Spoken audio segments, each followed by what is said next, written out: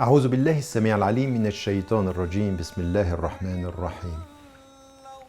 Dans la 17e section du Coran, le 17e jour, nous trouvons un moment particulièrement important de la vie du prophète alayhi salam. Il a quitté la Mecque et il se retrouve à Médine. Et à ce moment-là, s'installant à Médine, il doit encore faire face à l'agressivité, à la haine, à la volonté de destruction des gens de la Mecque.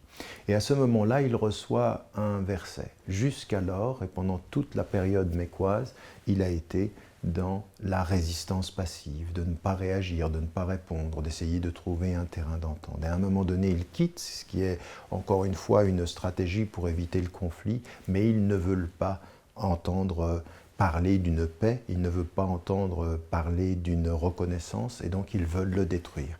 Et à ce moment-là, il reçoit la révélation « Udhina lilladhina yuqataluna bi'annahum zulimu » et « Wa inna Allah ala nasrihim laqadir » Udhina lilladhina yuqataluna, il est permis à ceux qui sont attaqués dans leur foi de résister, de pouvoir répondre à l'agression.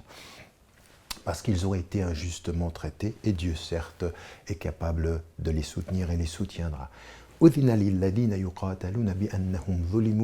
C'est un verset particulièrement important. Abu Bakr al-Siddiq, quand il l'entend, comprend que la résistance est, que la guerre va être ce qui va suivre. Quel type de guerre? Une guerre pour imposer? Une guerre pour exploiter? Une guerre parce qu'on est dans l'amour de la guerre? Non. Une guerre pour pouvoir survivre, c'est-à-dire la résistance légitime. Jusqu'alors, tout a été tenté. Pas de réponse, résistance passive, exil. Et là, ils les poursuivent encore dans l'exil.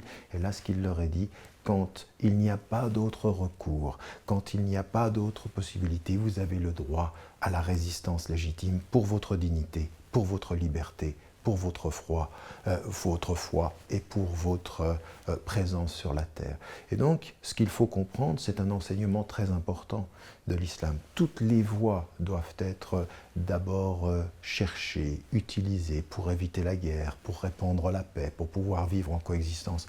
Mais à un moment donné, quand l'oppresseur veut annihiler celui qu'il domine, veut annihiler les hommes, la résistance devient la dignité des hommes. Et il faut comprendre que la survie est à ce point. Et que toute l'histoire des hommes est ainsi. L'histoire des hommes, ça n'est pas confondre le pacifisme avec la démission. Parce qu'alors tous les exploiteurs et tous les oppresseurs gagneraient. Non, il ne peut pas en être ainsi. Parce que ce qu'il y a dans notre monde aujourd'hui, c'est qu'il y a des gens qui exploitent, il y a des gens qui oppriment, il y a des gens qui colonisent, il y a aujourd'hui des dictateurs. Il faut pouvoir leur résister. Avec toutes les armes de la paix, tous les principes du dialogue, si c'est possible. Et à un moment donné, pour la survie des hommes, il faut savoir résister à ceux qui oppriment et à ceux qui tuent. C'est notre dignité d'homme, c'est la dignité de la résistance légitime. C'est ce qui fait aujourd'hui que le monde n'est pas et n'a pas été soumis aux dictateurs et aux oppresseurs. Parce que les opprimés, parce que ceux qui ont vu leur dignité bafouée se sont levés et ont dit non. Il faut savoir dire non, il faut savoir se lever avec courage. Que Dieu nous aide. N'oubliez pas, n'oubliez jamais de dire à ceux que vous aimez que vous les aimez. La vie est fragile. Salam alaikum wa rahmatullahi wa barakatuh.